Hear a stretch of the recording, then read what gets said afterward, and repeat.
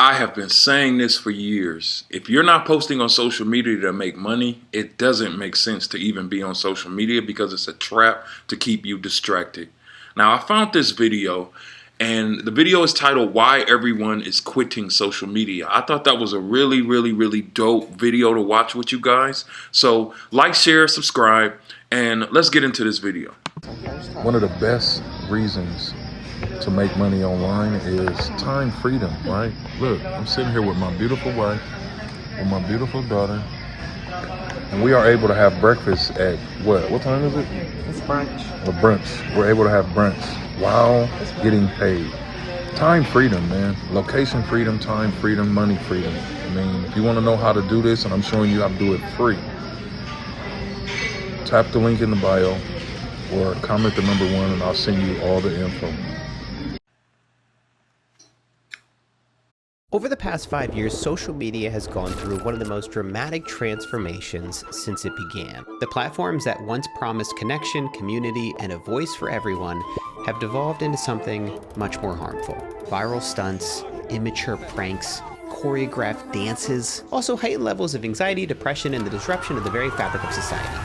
I want to explore why social media has gotten so much worse recently, and the quiet but growing rebellion against it that has the very architects of the system on edge. This video is sponsored by Headspace. More about them later. So I think we can learn a lot about the problems with social media today by looking at how Instagram promotes its own app. If you go to the login page, it says, "Sign up to see photos and videos from your friends." What a load of shit.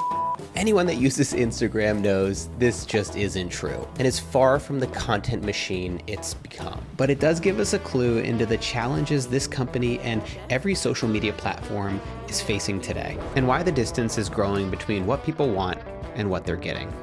Jack Conte, the co-founder and CEO of Patreon, has spent years thinking about the economics of the internet and has seen from the front lines just how drastically social media has changed since it was first introduced.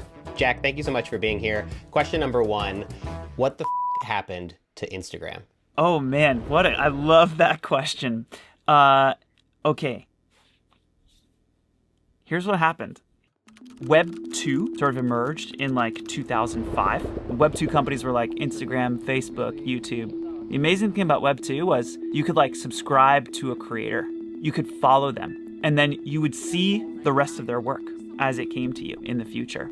This was a new thing. Before Web 2, the internet was mostly read-only. Like you log in via AOL or something and you like can just like read the news. But the amazing thing about Web 2 was, for the first time, like people could upload, they could share, they could like broadcast their ideas.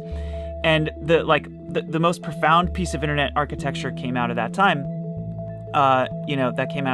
was this thing called the follow. As Jack explained it, the follow gave you the power. You decided who you liked, who you wanted to hear from, and who you wanted to fill your feed. It felt like your corner of the internet, a personalized space built around real connections and genuine interests. I only subscribe to people and watch videos that make me happy, inspire me, make me feel positive. Now, I want you to think about this. In relation to business, this is the reason why everyone that has a business promotes their business on social media, because that's where all of the eyeballs are. Like, think about it. There are a large percentage of people that go to Instagram that literally just want to be entertained. And when you have an ad or a post that targets a specific audience, you're going to capture their attention. And again, this is the reason why I'm never just scrolling on social media. If you're scrolling on social media, you are wasting time. You know, that's the reason why I encourage everyone to start a business and start posting about it on social media the way we show you how to post, because that's where all of the attention. Lift me. But that version of social media didn't last. The idealistic vision was great for users, but not for investors. Once these platforms went public, they faced a new challenge. How do you turn connection into profit? We all know what happened next. Social platforms started to run ads, and ads made them a lot of money. So they scaled the model. Grow larger, show more ads. Get more users, show more ads. Hold users' attention for longer, show more ads. Get more data on who your customer is, their hopes, fears, and dreams. Sell more expensive ads. The customer of Facebook is the advertiser. What the advertiser wants from consumers is attention. And what Facebook has built is a machine that converts attention into revenue. That is the Facebook machine. Everything about the financial system is set up to hold Facebook accountable for revenue growth. What that does is it aims the entire financial system, hundreds of years of financial infrastructure, it aims that entire system of accountability and discipline at sucking attention away from humanity. That's the problem. That is the problem. You say these things like they are my fault, and yet they are not. Well, you did create a platform with a monetary incentive for people to spread misinformation. Bo Burnham recently summed it up well. Tech companies aren't satisfied with just a piece of your time. They want it all. They are now trying to colonize every minute of your life. That is what these people are trying to do. Every single free moment you have is a moment you could be looking at your phone and they could be gathering information to target ads at you. That's what's happening. When the biggest tech companies in the world are competing for your attention, they'll design features that exploit every human vulnerability they can find. Even the smallest change can have a really big impact, like infinite scroll. No, not a never-ending pastry, something much more nefarious. Before this feature existed, websites had pages, natural breaks that let you decide whether to keep going or to stop. In 2006, interface designer Asa Raskin came up with an idea to replace those breaks with a never-ending feed. What seemed like a small improvement quickly became one of the most influential changes in the comments if you're one of the people that's on social media and you don't like to see advertisements. I mean, because I know that there are people out there like that, you know. I mean, there are times where, I mean, because I'm a business owner, so I understand it. But there are times where, you know, well, no, I mean, I really can't say that I don't like to see ads because it's research for me. You know, it's 100% research for me. Like I discover new ads to know exactly what's working. And, you know, my whole point for even reacting to this video is, I mean, in my opinion, if you're working at a 9-to-5 and you're not making the money that you want to make, you don't have time for social media, in my opinion. Now, I know people might not agree with that, but it's not doing anything for you.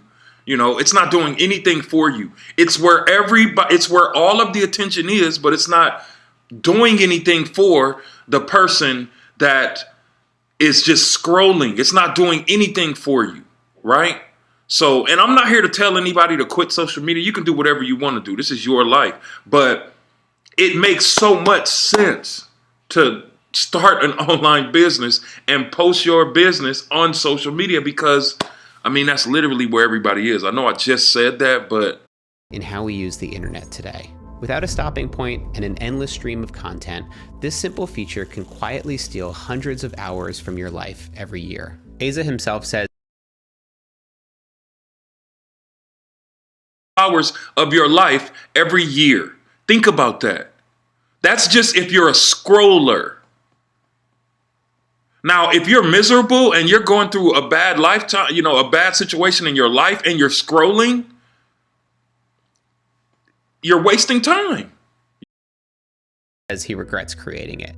I was blind to how it was going to get picked up and used not for people, but against people. And this was actually a huge lesson for me, that me sitting here optimizing an interface for one individual is sort of like, that was morally good.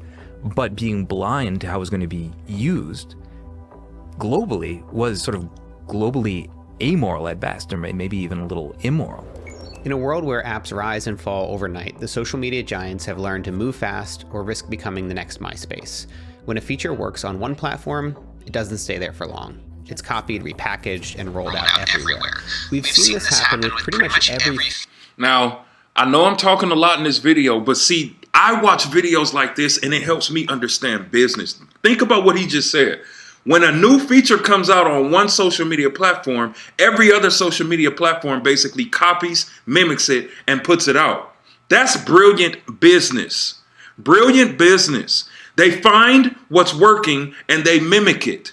All of you that's having trouble making money online, it's because you're trying to be too original and you're not mimicking or copying what's working.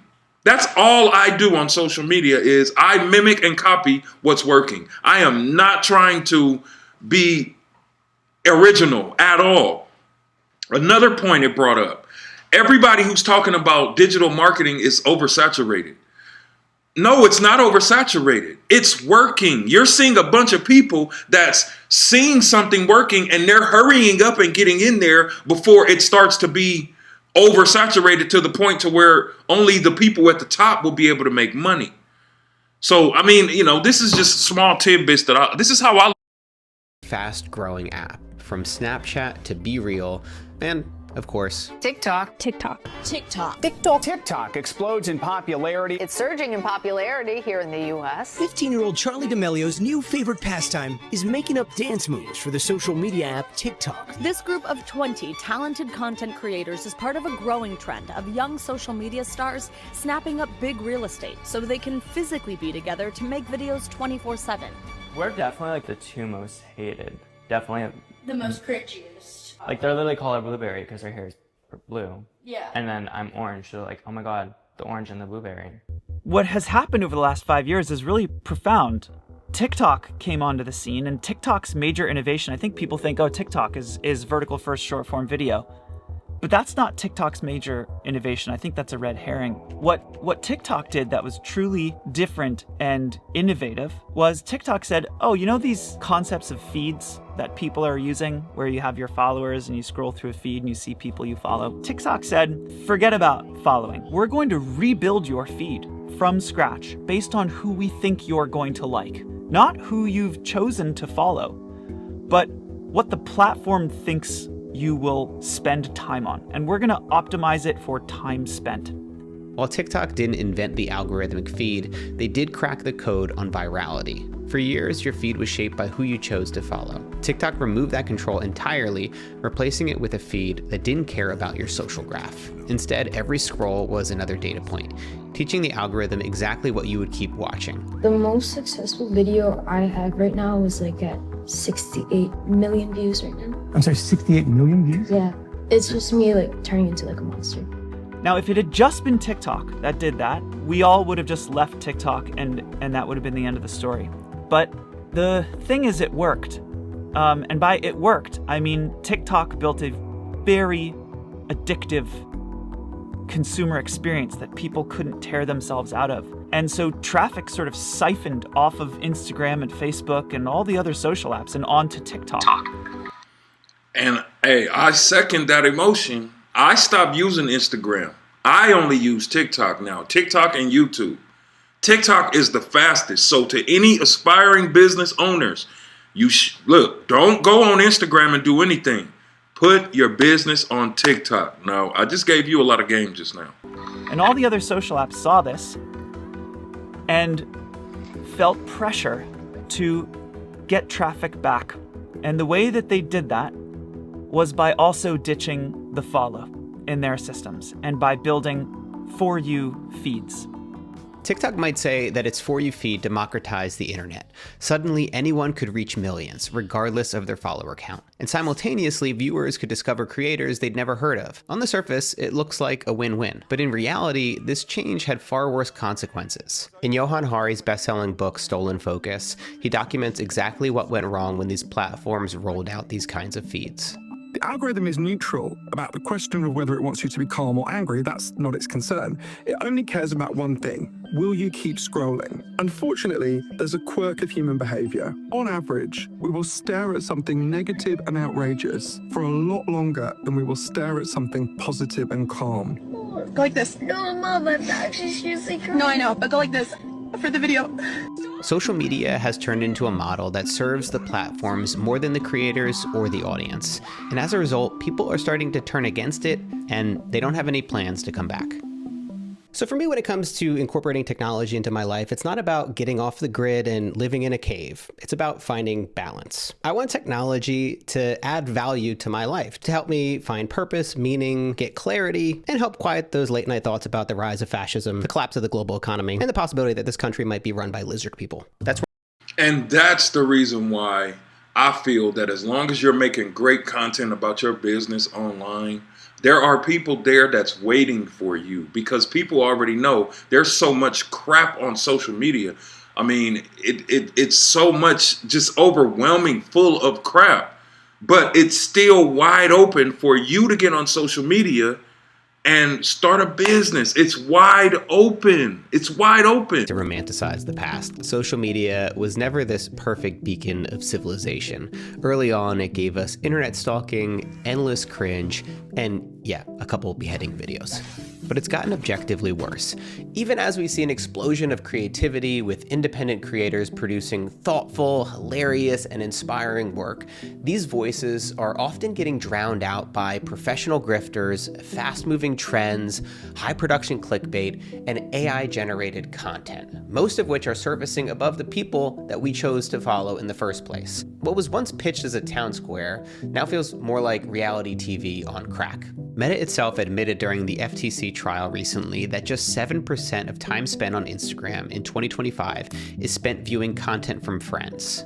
I think social media has become less social. Like, it's more about just consuming this kind of highly commodified content. And it's more about lifestyle aspiration, things that you are moving toward in your own life, not just like what's going on around you and how are you relating to your friends and family. I mean, to me, that kind of removes the purpose of social media. This trend of pushing viral content over personal connections has led to more profit in the short term, but there's a huge problem. Even though the usage numbers are still high, public sentiment is turning against TikTok and Instagram. People are starting to hate it. I've been in a few dark places in my life, and a lot of it was influenced by social comparison of social media. I was getting to the point with social media where I felt completely detached from reality. I was more irritated with my daughter. I was comparing my marriage to other people's marriage. Now that's what I'm talking about. You know, this is why social media is bad. You know, like anytime you get on social media and you see someone that has something that you don't have and you compare yourself to them, that's not healthy. That is not good.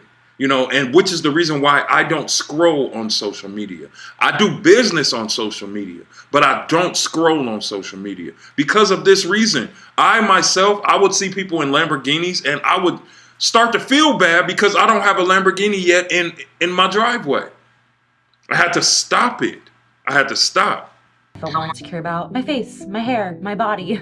According to a recent poll, 2/3 of 16 to 24-year-olds think social media does more harm than good. Plus, half think that they spent too much time on it when they were younger. As journalist Gabby Hinsliff wrote, "This isn't how someone talks about something they love, but how you look back on a relationship that was in retrospect making you miserable." There's a fundamental mismatch between the way our brains are wired and this behavior of exposing yourself to stimuli with intermittent rewards throughout all of your waking hours. So it's one thing to spend a couple hours at the slot machine in Las Vegas, but if you bring a slot machine with you and you pull that handle all day long from when you wake up to when you go to bed, we're not wired from it. It short circuits the brain, and we're starting to find that it has actual cognitive consequences, one of them being this sort of pervasive background hum of anxiety. I don't understand how the current model even works. Like, it doesn't make sense to me because I speak to very few people that say, "Oh, I love Instagram. Oh, it's a joy. I open up Instagram every day and just like, it's a blast scrolling through." How does this all work? Like, why are people using these platforms if they're making them miserable? There is a difference between what we value and what we attend to. That is the core of the pain we're feeling, is that we will pay attention to lots of things that aren't important to us, that don't bring our lives meaning and joy, that don't better us over the long term, that don't enable and help our brains and psyches and make us feel good and strong and better. We'll pay attention to all kinds of shit that is not good for us. I know what the fuck is going on. I work at Patreon. I work at a tech company. I've seen these systems from the inside. I personally had to set a time limit on Instagram on my phone to stop myself from going. I had to set a 10-minute time limit. And I do that now. And I don't give myself more than 10 minutes. Like, I had to draw a hard line because these systems are so powerful. I remember when I did my first social media detox back in 2018, I quit all the apps for 30 days. At the time, this was still considered pretty new, if not socially unacceptable. You really felt like you were going to miss out on what your friends were up to. It's different now. Now you're only missing out on some viral trends and a quick hit of dopamine. Digital detoxes and social media cleanses aren't fringe anymore. They're everywhere. Minimalist phones and dumb apps are getting more and more popular. Concerts and venues are asking people to put their phones in bags or cover their cameras with stickers to encourage people to be more present. Put your f***ing phones away. In real life organizations and groups like the Offline Club are popping up everywhere, encouraging people to ditch their phones and be in person. And a lot more people, myself included, are going one step further and deleting these apps outright. I want to get my life back, and I feel like the only way to do this is to break up with the internet. I've decided to basically quit social media. No Instagram, no TikTok, no Twitter, nothing. I don't have social media. I'm better than you. I'm frolicking in the woods, scavenging ingredients to make my life whole. The growing pushback and the rising dissatisfaction among users is a serious problem for social platforms. None of them want people to dislike or regret their experience, but they can't help themselves. They're caught between satisfying users and generating profit. And within a system built for endless growth, their choice is always going to be for the latter. The one thing that might stop them is if this pushback grows enough to hurt their bottom line. It's already part of the public consciousness and the public conversation. So it seems to me that we're in this pivotal moment for humans right now. If I really step back, I actually have a lot of hope. And I have hope because humanity's only been trying to figure this out for 2 decades. Like, the internet is brand new, and it's pervasive and dramatic, and it represents a massive change for human communication and organization. It's gonna take humans a little while to figure that out. Thanks so much to Jack for sitting down to chat with me for this video. Check out the links in the description. So, I mean, let me know in the comments how you feel. You know, are you someone that scrolls on social media all day, every day, and you have to put yourself on a mental break? Look, no one can deny how powerful it is. All I'm saying is if you're having to take yourself away from it, start your online business and use it, because there are so many people that are sucked into social media that also need to make more money, or that also need a solution to their problem, that, I mean, it's a no-brainer for business. Now, let me know in the comments how many hours you get on social media, and what other kind of videos do you want me to react to. I'll talk to you on the next video. Like, share, subscribe. If you're looking to learn how to make money online, click the link in the description, and I have a free school group where I'm showing you how making money online works. I'll see you on the next video. Peace.